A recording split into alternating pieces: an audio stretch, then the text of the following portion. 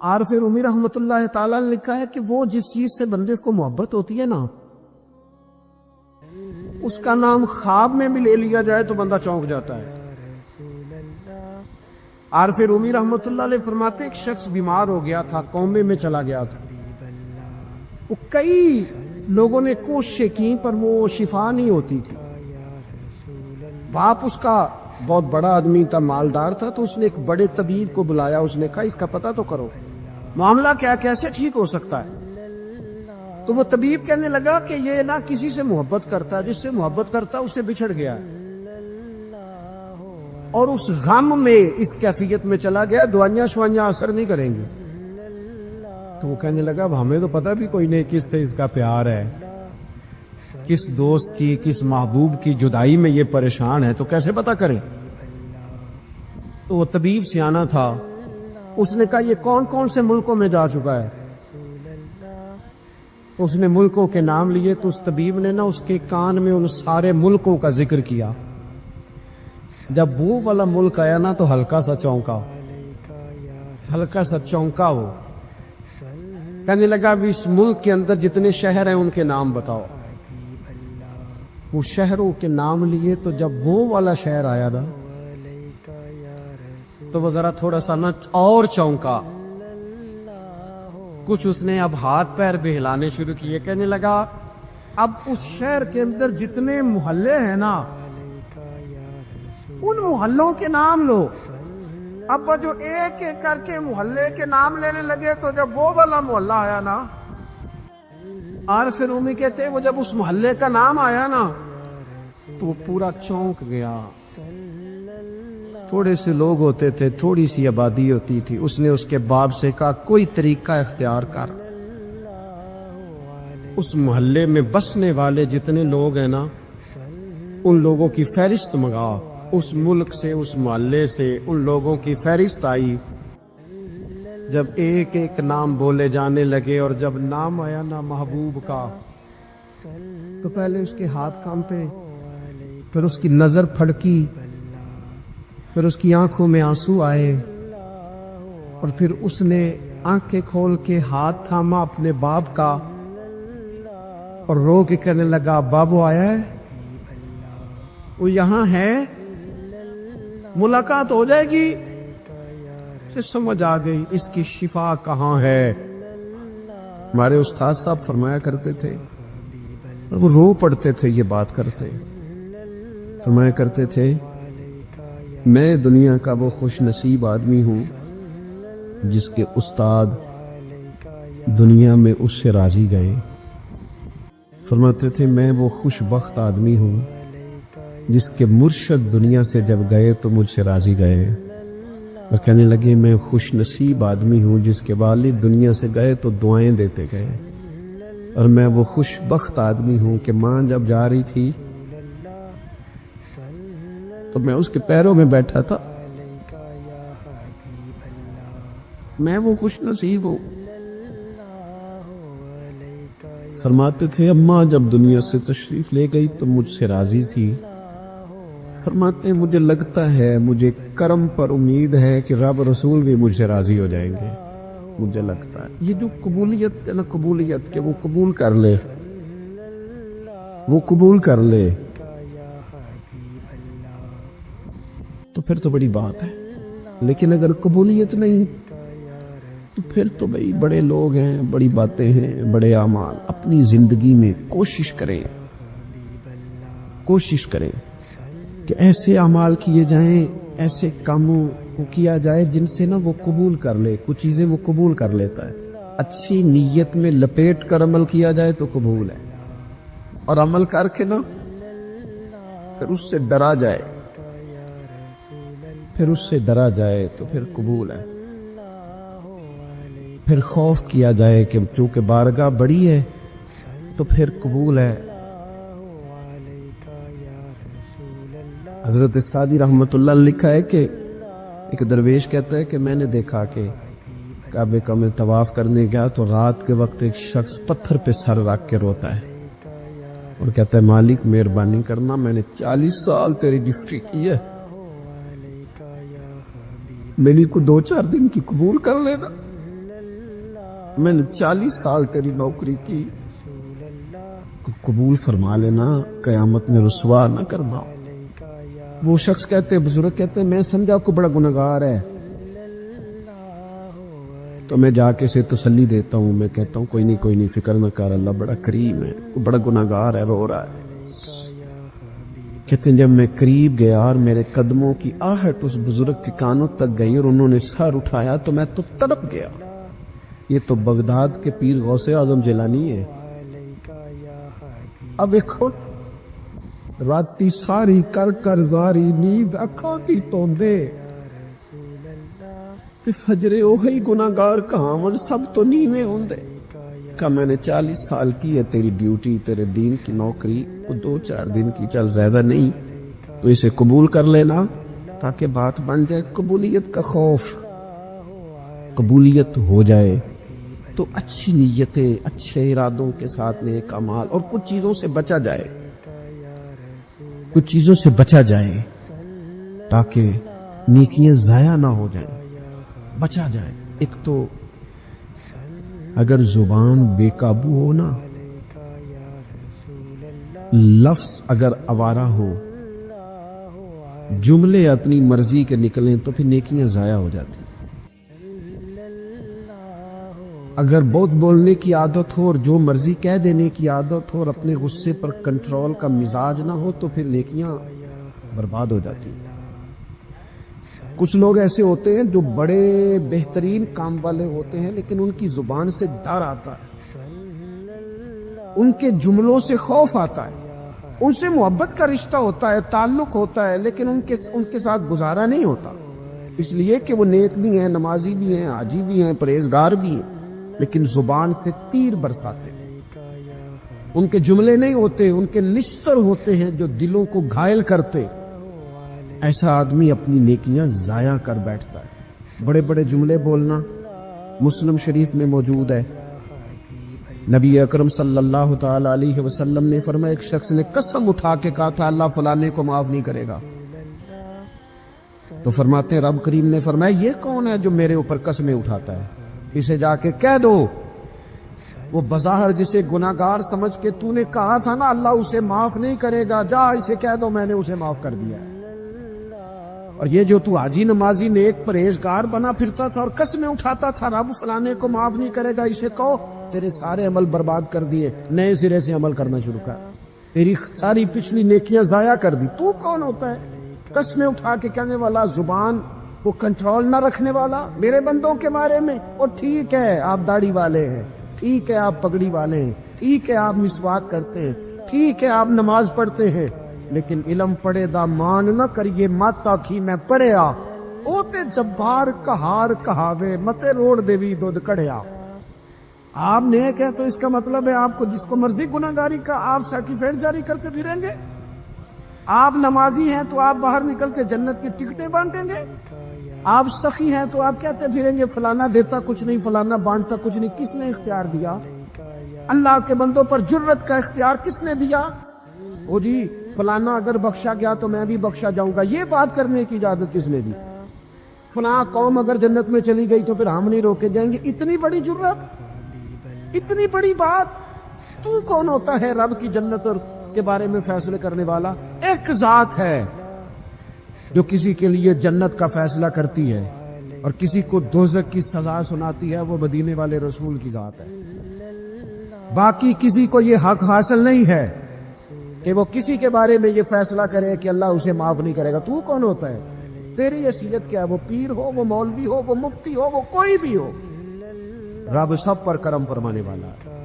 کسی کو اجازت نہیں کسی کے بارے میں یہ ڈگری جاری کرنے کی، کسی کو اجازت نہیں۔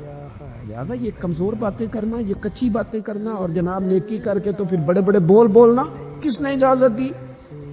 میں ممبر پہ بیٹھا ہوں اور مجھے سالوں بیت گئے تبلیغ کا کام کرتے، میں ایسے لوگوں کو جانتا ہوں جن کا بالکل نام نہیں آتا لیکن انہوں نے اپنی زندگی میں کروڑوں روپے راہ خدا میں خرچ کیے، ان کا کہیں ذکر نہیں، کہیں انہوں نے تذکرہ نہیں کیا، لیکن وہ ہر روز رات کو اٹھ کے تہجد پڑھتے ہیں۔ انہوں نے کبھی کسی کو نہیں بتایا، لیکن جب وہ اپنی تسبیح نکالتے ہیں تو انہیں توفیق دیتا ہے کائنات کا مالک کہ پڑھ میرے رسول پہ درود پاک، اور وہ لاکھوں کی تعداد میں پڑھ گزرتے ہیں، انہیں توفیق دی ہے رب نے، لیکن انہیں اپنی زبان سے یہ باتیں کبھی بیان نہیں کی۔ میں جانتا ہوں ایسے لوگوں کو میرے عزیزوں، اپنی زندگی میں بڑا بول نہیں، ایک بڑی نیک خاتون ہے، پاک باز ہے، حضور علیہ السلام کی بارگاہ میں حاضر ہے، انہوں نے صرف اتنا لفظ کہہ دیا کہ یہ فلانی بی بی کا قد چھوٹا ہے، حالانکہ یہ کوئی بڑی بات نہیں، لوگ کہہ دیتے ہیں۔ اور ہمارے ہاں تو جب کوئی تنقید کرنے پہ آتا ہے تو جو من میں آتا ہے کہہ دیتا ہے، یہ جی اس بی بی کا قد چھوٹا ہے، اتنے لفظ کہہ دیے۔ تو نبی اکرم صلی اللہ تعالی علیہ وسلم نے فرمایا یہ جو تم نے بات کی ہے نا، اگر تمہارے یہ جملے میں میٹھے پانی والے سمندر میں ڈال دوں تو وہ سمندر کڑوا ہو جائے گا۔ تم نے کسی پر تنقید کی، کسی کے قد پر اعتراض کیا،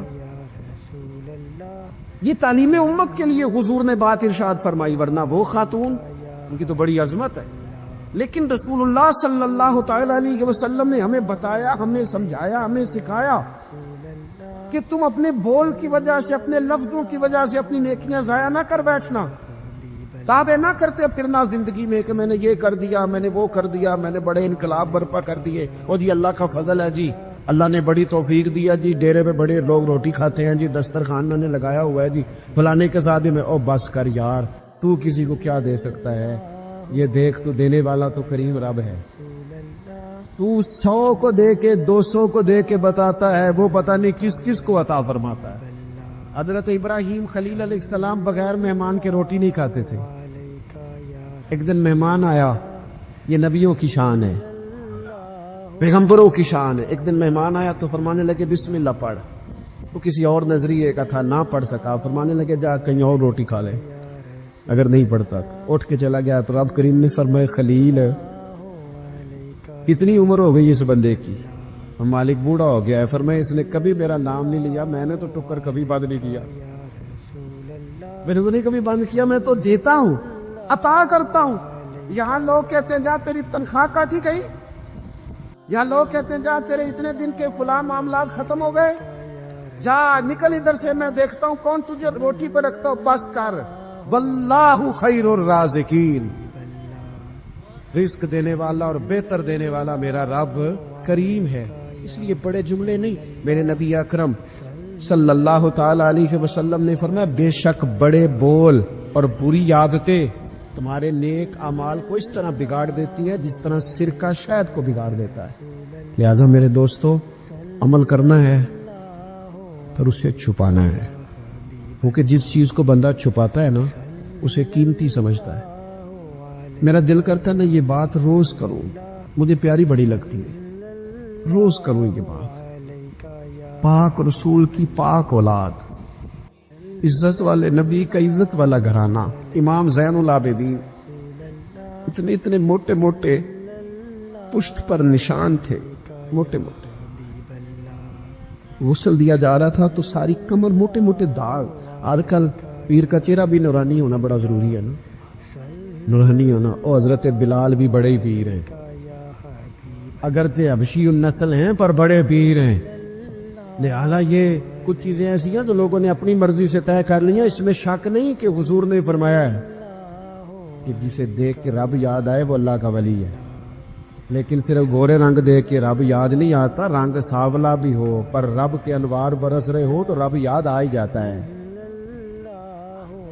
اور میرے دوست یہ ذرا بات کو سمجھنا اور اسے یاد رکھنا، اتنے اتنے موٹے پشت پر نشان، غسل دیا جا رہا ہے۔ لوگوں نے بیٹے سے پوچھا یہ حضرت صاحب کو کیا ہے؟ تو والد وہاں آرام فرمائے ہیں جہاں غسل دیا جا رہا ہے۔ تو امام باقر رو پڑے، کہنے لگے میرے ابا جی نا اپنی پشت پر تھیلے رکھ کے نا اناج کے، کس کی بات کر رہا ہوں؟ حسین ابن علی کے بیٹے، کربلا میں بچنے والے میرے امام کے ایک صاحبزادے، پشت پر بوریاں رکھ کے غریبوں کے گھروں میں پہنچا کے آتے۔ وہ صاحبزادہ صاحب آپ کہاں ہوتے تھے؟ فرماتے میں کہتا تھا میں نہ دے آؤں، فرماتے تھے نہیں اگر تو دے لے جائے گا اس غریب کا مجھے نام بھی بتانا پڑے گا جس کو میں لنگر دیتا ہوں. یہ میرا اور میرے رب کا راز ہے. میں اس ماڑے بندے کو رسوا کر دوں جس کی صرف بیٹی گئے اسے رسوا کر دوں جو بیچارہ. فرمایا وہ مجھے بتاتے نہیں تھے. بڑھاپے تک پشت پر بوجھ رکھ کے انہوں نے نبی پاک کی امت کے گھروں تک پہنچایا ہے. میرے ایسا فرمایا کرتے تھے کسی کی بیٹی کی شادی کرانی ہے پھر خود نہیں شادی پہ جانا. حضور کیوں فرمانے لگے بچی کا باپ تو محسن کے پیچھے ہی بھاگتا رہے گا, خود نہ جانا, بس ٹھیک ہے پیچھے پیچھے رہنا, سامنے نہ آنا, پیچھے. میرے دوست کبھی بھی کوئی بڑا بول نہیں, اس سے نیکیاں. اور پھر ایک اور بات, دل اگر صاف نہ ہو تو بھی مالک نیکیاں قبول نہیں کرتا. پاک ہوئے تے پاک ہی ملدا ہی تے بنا پاکو پاک نہیں ملدا. اے سارے وجود دے توڑ دے نالوں اکو تولا ہے ٹکڑا دل دا. یہ جو پاکیزگی ہے نا دل کی, یہ نہ ہو تب بھی نیک اعمال اس کی بارگاہ میں قبول نہیں ہوتے. نیک اعمال کی قبولیت کے لیے دل کا صاف ہونا, کشادہ ہونا, کھلا ہونا یہ بھی ضروری ہے. اور میرے رسول پاک علیہ وسلم نے فرمایا بندہ اللہ کے سب سے قریب اس وقت ہوتا ہے جب وہ سجدے کی حالت میں ہوتا ہے. کس کے قریب ہوتا ہے؟ اللہ کے سب سے قریب ہوتا ہے. وہ بڑا نیڑے ہے رب کے, بڑا قریب ہے, اس لیے کہ وہ حالت سجدہ میں. وہ جب سجدے کرتا ہے نا اس کی بارگاہ میں جب جھک جاتا ہے. آپ ذرا سجدے کی کیفیت دیکھیں نا, زبان بھی یہاں ہے, آنکھ بھی یہاں ہے, کان بھی, عقل بھی ساری, اس نے سارا کچھ رکھ دیا سچے. آپ وہ کبھی پیچھے جائیں تو دیہاتوں میں کہا جاتا تھا ناک سے نکیریں نکالو, بہت بڑی سزا ہوتی تھی نا, ناک سے نکیریں نکالو, بڑی سزا ہوتی تھی. تو اس نے کہا مالک مجھے کسی نے کہا نہیں, پر دیکھنا میں نے رکھ دی ساری عقل سجدے میں, اور رکھ کے کہا کیا سبحان ربی یل, اللہ میں پست ہوں تو اعلیٰ ہے, اللہ تو میرا رب ہے اور تو سب سے اعلیٰ. اتنا. اور فرمایا جب یہ اس کیفیت میں ہوتا ہے تو پھر یہ اپنے رب کے قریب ہوتا ہے. کثرت عبادت نوافل. میرے رسول کریم علیہ السلام نے ارشاد فرمایا, حضور فرمانے لگے جس گھر میں اللہ کا ذکر ہوتا ہے وہ گھر زندوں کا ہے, اور جس گھر میں رب کریم کا ذکر نہیں ہوتا وہ گھر زندوں کا نہیں ہے. گھر نہ ہم نہ کتابوں میں پڑھتے ہیں کہ ایک بزرگ کہتے ہیں, حضرت فضیل بن عیاض کہتے ہیں کہ میں ایک گلی سے گزر رہا تھا تو گھر کے اندر کسی قاری صاحب نے قرآن کی آیت پڑھ دی, ولی من خاف مقام ربہ جنتا. میں تے میرے کانوں سے ٹکرائی تو اللہ نے میری کایا ہی پلٹ دی, میں توبہ کر کے. اب گھر کے اندر سے آواز آئے تو صحیح نہ تلاوت کی, پر اندر سے آواز آتی نہیں ہے, ڈیک بجنے کی آواز آتی ہے, یا ٹی وی چلنے کی آواز آتی ہے, یا دھوم مچانے کی آواز آتی. عبادت کا وہ جو خاص شوق تھا, وہ جو حسن تھا, وہ جو توانائی, وہ جو بات. ایک جگہ پہ ہم بیٹھے تھے تو وہاں ایک صاحب آئے اور انہوں نے آتے ہی کہا کہ مہربانی کریں ذرا مجھے مصلی دے دیں, میرے نہ کچھ نفل رہ گئے. تو میں نے وضو کر لیا تو کوئی مصلی مل جائے, مصلی انہیں دے دیا, کیا وہ مصلی لے کے چلے گئے. تو پیچھے ایک صاحب نے تبصرہ کیا, کہنے نے کتنا ریاکار بندہ ہے, لوگوں کو دکھا رہا ہے کہ میں نفل پڑھتا ہوں, ہے کوئی بات کرنے والی. میں نے اسے کہا تو مہربانی کرنا, اس طرح کی ریاکاری تو بھی کر, پکڑ مصلی اور جا تو بھی تھوڑی ریاکاری کر کے آ, اٹھ ذرا شکر کر. کوئی یہ ریاکار بھی ملا ہے, کوئی نفل پڑھ کے ریاکاری کر رہا ہے. اللہ کا میں کہتا ہوں کو پڑھے تو صحیح نہیں, یار یہ کوئی دور ہے نفل پڑھنے کا, اس میں تو لوگوں کا مزاج ہی نہیں, طبیعت ہی نہیں. میں نے کہا چل مہربانی کر, یہ لے مصلی اور تو بھی جا تھوڑی سی, یا کر یا ریاکاری کرو تو صحیح نا, مزاج ہی نہیں, ذوق. جمعے کی نماز پڑھ کے یوں دنیا بھاگتی ہے, او ہو پتہ نہیں کون سی پیچھے آگ تھی جو بجھائی جائے گی. اور آج تک لوگ مسئلہ پوچھ رہے ہیں کہ جمعے کی بعد والی سنتیں کتنی ہوتی. میں نے کہا کتنے سال ہو گئے جمعہ پڑھتے, کتنے سال ہو گئے, ابھی تک سنتوں کا نہیں پتا, ابھی تک نے علم کے پہلے کتنی رکھتے ہیں اور بعد میں کتنی رکھتے ہیں. فجر کی سنتیں کب پڑھنی چاہیے, سنو فجر کی سنتوں کے بارے. میرے رسول کریم سید عالم صلی اللہ تعالی علیہ وسلم سے ایک صحابی نے پوچھا تھا, حضور میری فجر کی سنتیں رہ گئیں یا رہ جاتی ہیں تو حکم کیا ہے, کیا انداز ہے حضور کا. بخاری مسلم کے لفظ سنو, حضور سید عالم صلی اللہ علیہ وسلم فرمانے لگے، اس نے کیا پوچھا تھا، حضور جواب کیا دیتے ہیں؟ فرمایا فجر کی سنتیں کبھی نہ چھوڑنا، فجر کی پہلی 2 سنتیں کبھی نہ چھوڑنا۔ یا رسول اللہ صلی اللہ تعالی علیہ وسلم میری رہ گئی ہیں، رہ جاتی ہیں۔ فرمایا فجر کی 2 سنتیں نہ چھوڑنا۔ فرمایا فجر کی پہلی 2 سنتیں مجھے دنیا اور دنیا کے اندر جو کچھ ہے وہ سب سے زیادہ پیاری ہے۔ فجر کی 2 سنتیں دنیا اور دنیا میں جو کچھ ہے مجھے وہ سب سے زیادہ پیاری ہے، اس لیے فجر کی سنتیں نہ چھوڑ کے نبی پاک علیہ السلام نے فرمایا تمہیں پتہ چل جائے نا پہلی صف کا ثواب کتنا ہے، تم قرآن اندازی کرو۔ عمرے کی قرآن اندازی کا تو پوسٹر چھپتا ہے، تو یہ والی قرآن اندازی کب ہونی ہے؟ ہونی چاہیے کہ نہیں؟ حضور نے فرمایا تمہیں پتہ چلے کہ اس کا ثواب کتنا، تو تم قرآن اندازی کرو، تم قرآن ڈالو۔ جب آپ نماز پڑھ رہے ہوتے ہیں، جب آپ کا مصلی آباد ہوتا ہے، صلاح الدین ایوبی ایک بزرگ سے ملاقات ہو گئی، بیت المقدس پر قبضہ تھا عیسائیوں کا، تو صلاح الدین بڑے پریشان تھے۔ وہ بابا جی کہنے لگے پتر کیا ہوا؟ کہنے لگے حضور پتہ چلا ہے دشمن کے 2 بحری بیڑے اسلحہ لے کے آ رہے، مسلمان پہلے ہی کمزور ہیں، اور اب اگر 2 بحری بیڑے اور آ گئے تو حضور مسئلہ بن جائے گا۔ تو میں پریشان ہوں کہ کس طرح یہ کم مسئلے والی ہماری فوج ہے کیسے مقابلہ کرے گی۔ تو بابا جی کہنے لگے پتر اس طرح کرنا، آج رات تو بھی دعا کرنا اور میں بھی کروں گا، تو بھی دعا کرنا، آپ ناراض نہ ہونا، ہم تو پیروں والے ہیں، ہم تو پیروں کے نوکر غلام ہیں، ہمارا تو گزارا ہی نہیں، ہمیں تو ملتا ہے سارا کچھ وہاں سے۔ پر میرا سوال یہ ہے کہ تعویذ لینے جاتے ہو نفل کیوں نہیں پڑھتے؟ رات اللہ اللہ کیوں نہیں کرتے؟ یہ بھی تو ہمارے بزرگوں کا ہی طریقہ ہے، انہوں نے تو ہمیں سکھایا ہے۔ صلاح الدین ایوبی سے بزرگوں نے کہا کہ رات آج نا اللہ اللہ کرنا، تو میں تیرے لیے دعا کروں گا، تو بھی دعا کرنا۔ تو بندہ جب دکھی ہوتا ہے تو سجدہ کرتا ہے، تو پھر ہی تو مصلی بھیگ جاتا ہے، پھر ہی تو مزہ آتا ہے۔ سکھی بندہ تو کعبے جا کے نہیں روتا، دکھی تھے، تکلیف تھی، تو سر رکھا سجدے میں تو تڑپ گئے۔ اور وہ بابا جی کہتے ہیں میں مسجد آیا تو صلاح الدین چیخیں مار کے رو رہا تھا اور کہہ رہا تھا مالک میں کوئی اپنی شان کے لیے تو نہیں نہ لڑ رہا، اللہ کو میں کوئی قبضوں کے لیے تو نہیں لڑ رہا، مالک تیرے لیے لڑ رہا ہوں، مجھے بے آبرو نہ کرنا، میری مدد فرمانا۔ کہتے میں آیا تھا کہ مسجد میں دعا کروں گا، پر صلاح الدین ایوبی کو روتے دیکھا تو میں لوٹ گیا۔ تو سویرے صلاح الدین ملے تو بڑے خوش تھے، میں نے کہا پتر کیا ہوا؟ کہنے لگے حضور وہ بحری بیڑے 2 آ رہے تھے نا اسلحہ لے کے، دونوں ڈوب گئے پانی میں ڈوب گئے۔ تو بابا جی کہنے لگے صلاح الدین وہ پانی میں نہیں ڈوبے، وہ تیرے آنسوؤں میں ڈوب گئے، وہ غرق ہو گئے، وہ جو تو نے مصلی بات کیا تو وہ تیرے آنسوؤں میں ڈوب گئے، وہ غرق ہو گئے، وہ تباہ اتنے قیمتی تھے تیرے آنسو کے بہا لے گئے دشمن کے بحری پیڑوں کو۔ میرے بھائی ٹھیک ہو گیا، میرے عزیز سمجھ لیں اس بات کو ہمیشہ کے لیے، اور اس پر غور کرنے اچھے طریقے سے کہ میرے رسول کریم سید عالم صلی اللہ علیہ وسلم نے نا ہماری توجہ دلائی، حضور نے ہمیں بتلایا، ہمارا ذوق پڑھایا عبادت کی طرف۔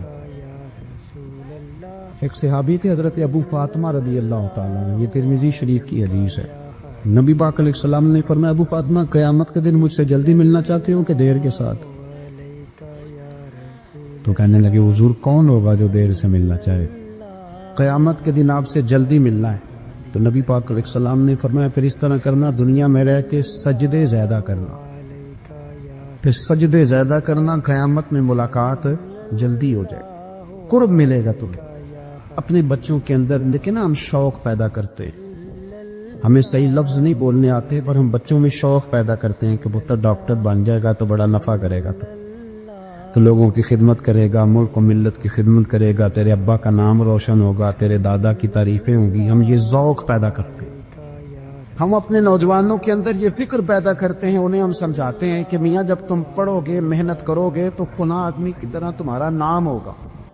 یہ جتنا ذوق ہم بچوں کے اندر ان چیزوں کا پیدا کرتے، ہمیں حکم ہے کسی طرح ہم ذوق پیدا کریں کہ پتر نماز پڑھے گا تو اللہ راضی ہو جائے، تو سجدہ کرے گا۔ دیکھیں نا میرے رسول کریم علیہ السلام نے فرمایا 7 سال کے بچے کو مسجد لے کے جاؤ، یعنی اسے شوق دلاؤ، اس کے اندر یہ خاصیت پیدا کرو کہ اس کا دل کرے مسجد میں جانے، اس کے اندر یہ خصوصیات لاؤ کہ وہ ہمارے ہاں نا ہر چیز کو پروموٹ کیا جا رہا ہے، ہر چیز کو، یعنی سر سنگیت سکھانے کے لیے اکیڈمیاں بن گئی، ہر شے پروموٹ ہو رہی ہے، عبادت کا جذبہ کم ہوتا جا رہا ہے، اللہ کا ذوق ہمارے اندر نہیں رہا، اور اتنا مشکل ہم نے اپنے لیے بنا لیا ہے کہ وہ بندہ جو بڑی زبردست مذہبی گفتگو کر رہا تھا اور تگڑی بات کر رہا تھا، کیا بات ہے، لیکن نماز کے بارے میں کمزوری دکھا جاتا ہے، نوافل کے بارے میں وہ چپکے سے نکل جاتا ہے۔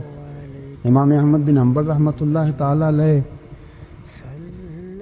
مسند امام احمد بن حنبل 14 جلدوں میں ہے مارکیٹ میں، اور مجھے تو خیر پسند ہی پڑی، میں نے کئی دفعہ پڑھی ہے، اور کیا بات ہے امام احمد بن حنبل، کیسے تگڑے قسم کے محدث تھے، اور اللہ نے کتنا انہیں اعزاز عطا فرمایا ہوا، یہ کوڑے بھی کھاتے تھے دین کی خاطر، سارا کرتا لہو سے باہر بھی جایا کرتا، بڑا اعزاز والا شخص تھے، بڑے اعزاز والے، حدیثیں جمع کرنا، حدیثیں لکھنا، حدیث پڑھانا، سارا دن رہتے تھے، کہہ سکتے تھے کہ میں کر تو رہا ہوں کام، اور حدیث بھی موجود ہے کہ عالم عابد سے افضل ہوتا ہے، پر اس کے باوجود امام احمد بن حنبل رحمۃ اللہ علیہ 300 نفل فرض نمازوں کے علاوہ پڑھا کرتے، 300 نوافل روز پڑھا کرتے تھے۔ ان کے بیٹے نے کہا ابا جی مکان خریدنا ہے، تو مجھے کہا کہاں کر کے لوں، بہت ساری آبادیاں، تو فرمایا پتر وہاں لینا جہاں مسجد قریب ہو۔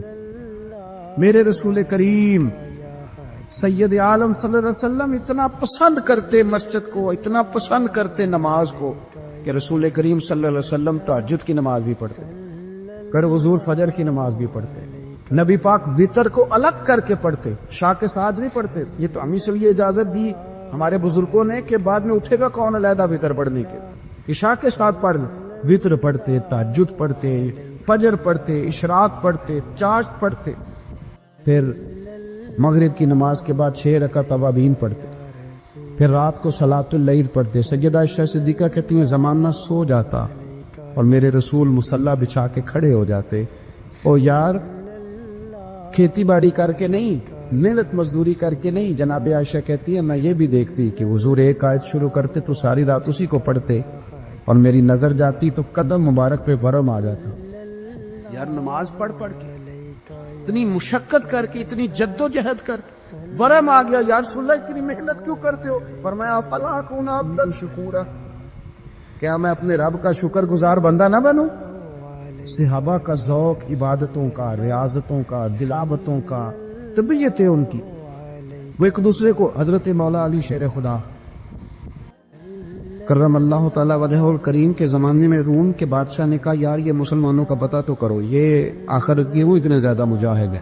اس زمانے میں جاسوس بھیجنے کا مزاج تھا، اب تو جاسوس پکڑا جاتا ہے، اب تو جاسوس ہے، اور جاسوسی کا شوق ویسے آج بھی ہے۔ عرض کروں تھوڑی سی بات اس عنوان سے، پتہ کیا ہمارا مسئلہ ہے؟ ہم جہاں جاتے ہیں نا وہاں تھوڑی خوشبو سونگنے کی کوشش کرتے ہیں، وہ کیا ہے تو یہ کیا ہے تو ادھر کیا ہے تو تھوڑا سا ادھر کیا ہے۔ میرے رسول پاک پڑھیے درود شریف، سارے پڑھیے ذرا زور سے، صلی اللہ تعالی۔ نبی پاک علیہ السلام نے فرمایا جاسوسی نہ کرنا ورنہ تم بندوں کو خراب کر دو، اور فرمایا اس طرح نہ ہو کہ تم کسی کے آپ کھولنے نکلو تو تمہارے پہلے کھول جائیں۔ یہ جو ذوق ہے نا یہ ختم کریں، چھوڑیں، مطلب آپ کس چکر میں پڑے ہوئے، اتنی زیادہ توجہ کرنے کی کیا ضرورت، نے کام سے کام رکھی، اس میں بندہ تھوڑا سا نا آسان رہتا ہے۔ یہ جو بہت زیادہ ٹٹولنے والے لوگ ہوتے ہیں نا وہ بیچارے پھر عمر ٹٹولتے ہی گزار دیتے، اس لیے کہ مزاج ہی بہت پکا ہے، بوری کا منہ کھول کے اندر تک ہاتھ ڈالنا، تو پھر کئی دفعہ سامنے سے بچھو بھی لڑ جاتا ہے، خرابی ہوتی۔ تو جاسوسی کی جاتی تھی، اس نے بھی جاسوس بھیجے، کیونکہ قبیلوں کے لوگ تھے، کچھ مسلم کچھ کافر، پہچانے نہیں جاتے تھے لوگ، تو کچھ لوگ اس نے بھیجے، انہوں نے آ کے نا تحقیق کی، ریسرچ کری کہ آخر ماجرا کیا ہے، تو واپس جا کے انہوں نے رپورٹ دی نا روم کے بادشاہ کو۔ اس رپورٹ کا ایک جملہ بڑا شاندار ہے، وہ کہنے لگا بادشاہ ہمیں مسلمانوں کی کوئی سمجھ نہیں آئی، ہمیں کوئی سمجھ نہیں آئی۔ انہوں نے کبھی کیوں نہیں سمجھ آئی؟ کہنے لگے یار عجیب بندے ہیں، جب رات مسلح پہ بیٹھتے ہیں تو یوں لگتا ہے ان کا دنیا سے رشتہ ہی کوئی نہیں، کوئی کسی کو نہیں جانتا، کوئی اپنے دکھ سنا کے رو رہا ہے، کوئی اپنی بات کر کے رو رہا ہے، لگتا ہے کہ ان کا کوئی رشتہ ہے ہی نہیں جو مسلح پہ بیٹھتے ہیں. اور فرمایا جب سویرے یہ جہاد کرنے نکلتے ہیں تو لگتا ہے ان سے زیادہ دلیر ہی کوئی نہیں. حالانکہ جو مسلحوں پہ رونے دھونے کے لوگ ہوتے ہیں وہ کئی دفعہ جہاد میں کام نہیں کرتے، لیکن عجیب لوگ ہیں کہ رات کے راہب ہیں دن کے مجاہد ہیں. کوئی سمجھ نہیں آتا. میرے عزیز ان لوگوں نے مسلح آباد کر کے رکھا، تلاوتیں ان کا ذوق رہی، منظر روز پڑھنا، اسباق پڑھنا، وظائف پڑھنا یہ ان کا ذوق رہا.